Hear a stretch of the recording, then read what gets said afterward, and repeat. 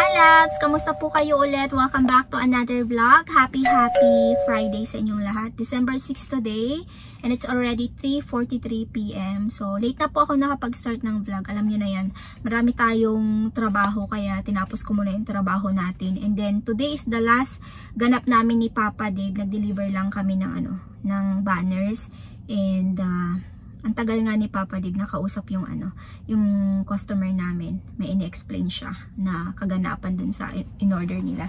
So it's been like 20 minutes. Oh, diyan dalda yung asawa ko. But anyway, today din pala yung mga kalalabs, yung concert ni Taylor Swift dito sa Vancouver. Nakakatuwa kasi kanina nung punta ako ng grocery store, mga around 12 yata yun. Bumili ako ng ingredients para sa lulutuin kong spaghetti squash for dinner tonight. And ang daming mga ladies, ayan, mga babaeng naka-costume. Talaga naman na pinaghahandaan talaga nila ang concert ni Taylor Swift. Ang dami talaga ang dami talaga nag-idolize kay Taylor Swift, no? Kasi alam ko dati, 'di ba, yung mga natin, may mga kakilala ako na nag-fly pa siya sa Singapore, meron pa sa Australia, mga ganyan, manood lang ng concert ni Taylor Swift. And alam naman natin na yung yung ticket na pag nanood ka ng Taylor Swift concert is napakamahal, 'di ba? So nakakatuwa na yung mga ma-idolize talaga sa kanya is nagsisave ng money to be able to attend sa concert niya, diba? So, nakakatuwa lang. Ayan, tapos na si Papa Dave. Uuwi na kami, and then plano namin ni Papa Dave mamaya i-check out yung kasi malapit lang yung stadium sa amin kung saan gaganapin yung concert ni Taylor Swift, and for sure maingay and maririnig namin siyang kumakanta kasi malapit lang talaga kami sa kung saan gaganapin yung concert niya. And may mga saradong daan malapit sa amin. So yes, you're excited. Hi, love. Hi, love. How are you? Good. I'm sad for them. Why? Because the UPS was late and they missed the event, and so their customer gave them trouble. Oh no! Oh my God! There's where's the UPS there? Okay, we are going. Okay, let's go. Yeah, where are we going? Bye. Huh? Home. Let's go home. Where are we going? Oh, I thought you were bringing me out to dinner or something. Oh, I'm going to make dinner, diba? I bought the ingredients. Yeah, spaghetti meatballs with spaghetti squash. What? Not real spaghetti? If you want the real spaghetti, I can make it also. Okay. But I want the spaghetti squash for me. That's weird. What's weird? It's just weird. I can make you regular one. I can make myself a spaghetti squash. I want to try the spaghetti squash. Yeah, I can give it to you also. Nag-away pa dahil sa spaghetti squash. You can't make friends with salad, you know. You know that?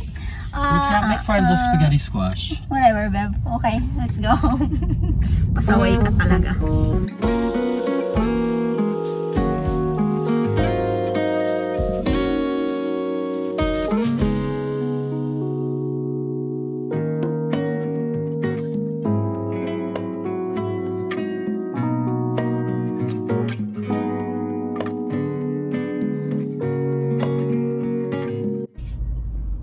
Haba ng pila, ang daming tao, bi. Tingnan nyo, Wala pa yan dun sa kabila. Mayroon pa dun sa kabila.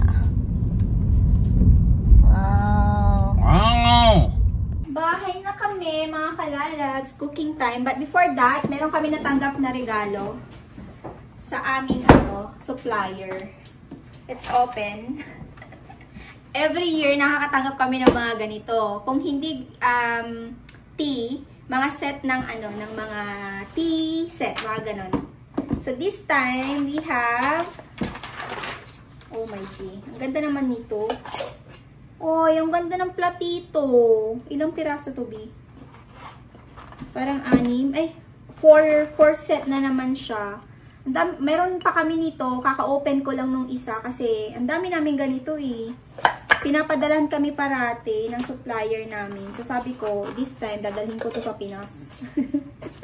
Hindi na namin nagagamit yung iba Alam mo yun? So ayan, mayroon siyang 4 set. So, 4 na platito. Tapos yung nandito is 2 cup, of course. Ang ganda nito, mga kalolos. Oh my G, oh. Taran! O, diba? Ang ganda. Parang yayamanin. Yayamanin ka. Honey, let's talk about business. How much money in our bank? Parang money talaga, no? Ayan, no, 4 na piraso siya. Ngayon, sabi ko, dadalhin ko to sa Pinas. Kasi maganda tong, inuman ng kape. Pero maliit kasi to. No? Pag iinom ka ng kape ganito kaliit, parang bitin sa akin. Kailangan malaki. Ayan. Oh, kabog ang ating set. Ang dami nga naming meron yung binigay sa amin na green tea. Isang box talaga siya. Pakita ko sa inyo. Isa pa lang yung nagagamit ko. O diba? Napaka nito. Napaka generous nila. Lagi kaming sinisenda ng mga ganito. Yung green tea naman,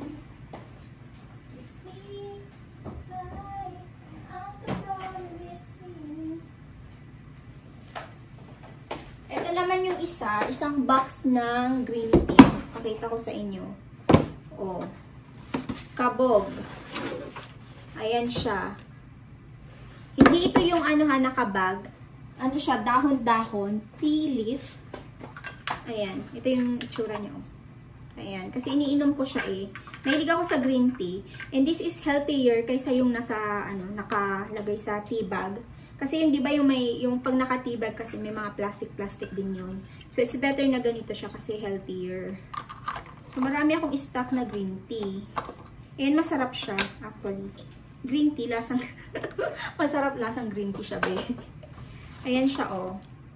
Oh, diba? Yung iba pa nga nito, pinamigay ko long time ago.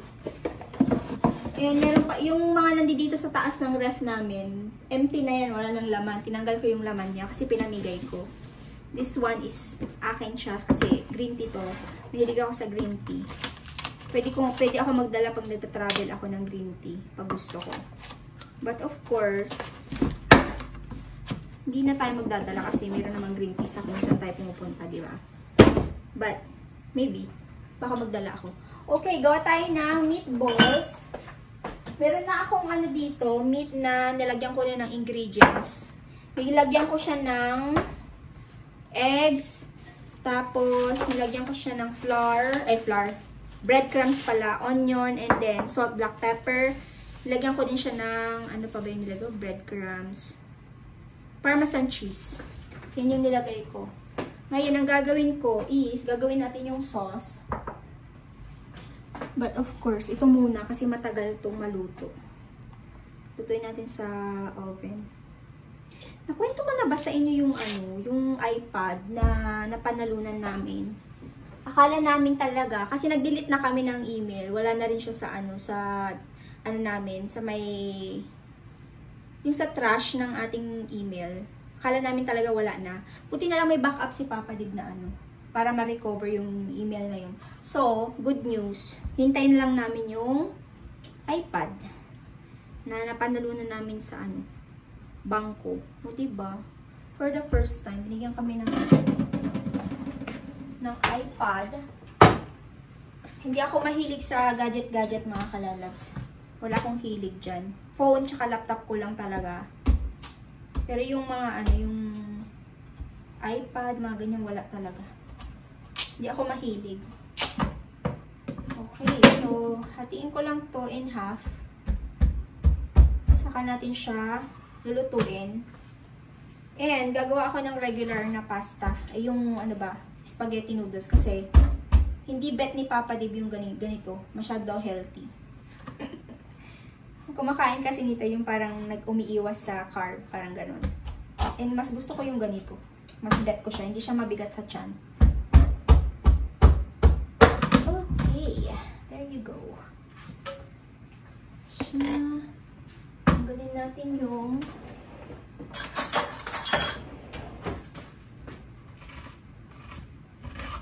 daming tao dyan sa labas ngayon. Anong oras kayo mag-start yung concert ni Taylor Swift? Kailangan kasi maaga din silang pumila kasi kung hindi, baka hindi nila maabutan yung concert ni Taylor Swift. Nag-start na, nasa pila ka pa. Diba? Kaya kailangan maaga.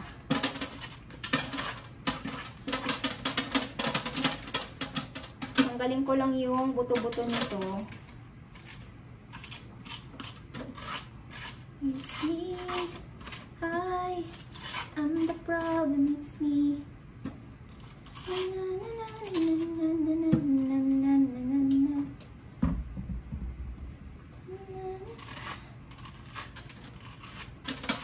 Lalagyan ko lang to ng ano mga kalalabs. Black pepper, salt, and then olive oil. And then, i-bake ko siya.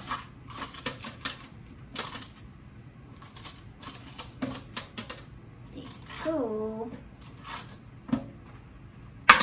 go.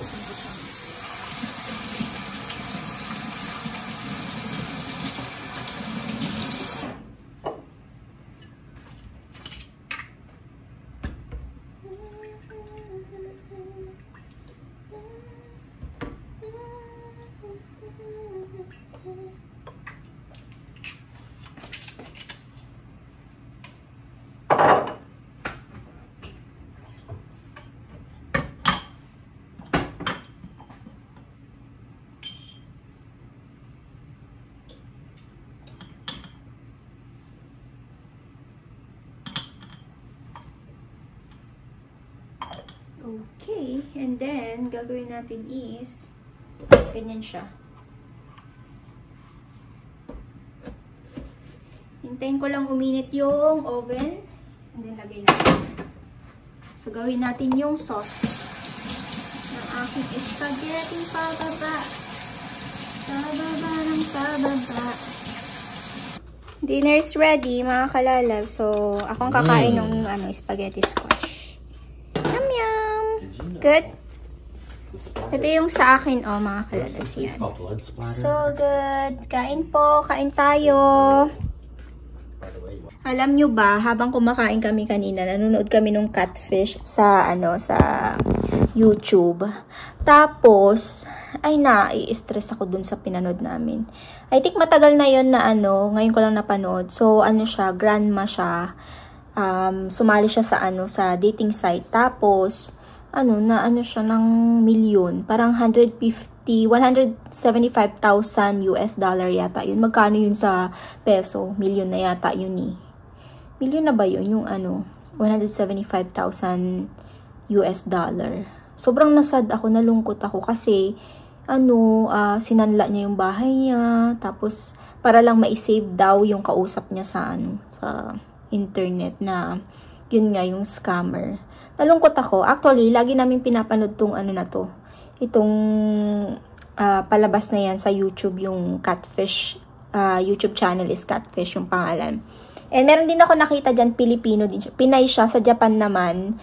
Hindi ko na alam kung anong title nun. Basta randomly lang namin siya nakikita. Tapos pag gusto namin siya panoorin, pinapanood namin. And yun naman, may asawa siya. But then, hindi na siya masaya dun sa asawa niya. Kaya nag-decide siyang hindi pala siya hindi siya nag-decide na sa dating site. May nag-message sa kanya sa Facebook. Actually, ako din, mga kalalabs. May mga nagme-message sa akin sa Facebook, sa Instagram, tsaka sa TikTok. Yung, hi, how are you? I wanted to know you. Ganun-ganun. Tas you're beautiful. Hay nako, pag may mga natatanggap kayo niyan sa Facebook, especially mga Inglesero dyan, ay nako, iwasan nyo na, catfish yan. Hindi ko naman nila lahat, pero 90% it's scammer. Pipirahan kayo, tapos ano bang gagawin sa'yo, yung parang paikot-ikutin ka hanggang makuha yung loob mo, hanggang sa magpadala ka na ng pera sa kanila. Kasi yung iba sa kanila nagdadahilan na military daw sila. Na-share ko to before, and actually yung video na nagawa ko before is nag-viral siya about sa kung paano nyo malalaman na scammer yung kausap nyo.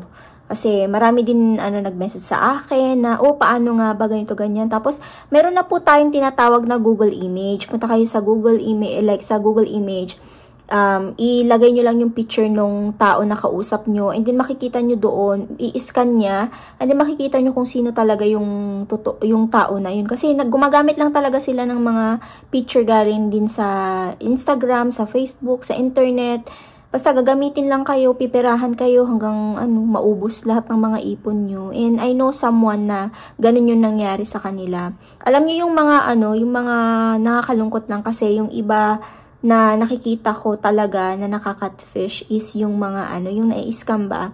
yung mga lonely, alam mo yung naghahanap ng pagmamahal na hindi nila makita somewhere, kahit merong mga tao nakapaligid sa kanila. And actually, kahit may asawa na sila, nag-ano pa rin sila, umaasa pa rin sila, yung parang yung asawa nila, hindi nila siguro na ipaparamdam yung talagang pagmamahal, yung pagpapahalaga doon sa asawa nila. Kaya ang nakikita nila yung concern and love na hinahanap nila dun sa mga taong nakikilala nila sa social media. And again, Instagram, Facebook, TikTok, lahat ng social media dyan out there, mag-iingat kayo kasi alam niyo yon, mahirap mahulog ang loob, tapos para kang nahi-hypnotize ba yun? Yung parang hindi mo na alam gagawin mo, uutang ka na kung saan-saan ka mapapadpad para lang maipadala dun sa tao na nagpe-pretend na yun nga may emergency siya, ganyan. Kung military man ang pagpapakilala niya sa inyo, sabihin nila, oh, na-stuck kami dito, na-stuck kami ganyan.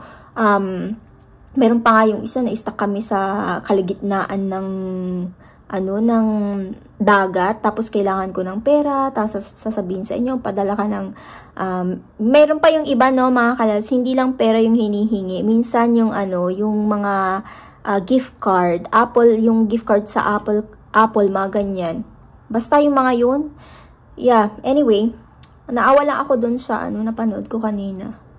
Nasad ako kasi matanda na si Lola, siguro mga nasa 80s, ganyan na siya. Tapos, naloko pa siya ng walang awang, kakainis, nakakaloka. But anyway, gusto nyo manood kayo ng Catfish para kung sakaling, ma-experience yung mga ganito, mas ma-open yung, mata nyo na hindi lahat na nakikilala nyo sa social media is real. Especially sa mga dating site. There's a lot of, scammer out there sa dating site. And alam ko may mga iba sa inyo talaga na nai-scam sa mga ganyan. So anyway, mag-e-end na rin ako ng vlog, mga kalalab. Salamat po sa panunood. Sana po ay na-enjoy nyo ang ating simpleng vlog ulit. I'll see you tomorrow, mga kalalabs. Hoping to create more videos and more yung mga ganap. Kasi alam niyo naman ako, luto bahay lang ako, 'di ba? So, thank you pa rin sa suporta. Salamat sa pakikinig sa mga chika-chika ni Mami Faye. So, ayun. Again, thank you. Love you all. Stay safe and always be kind, mga kalalabs. Bye-bye.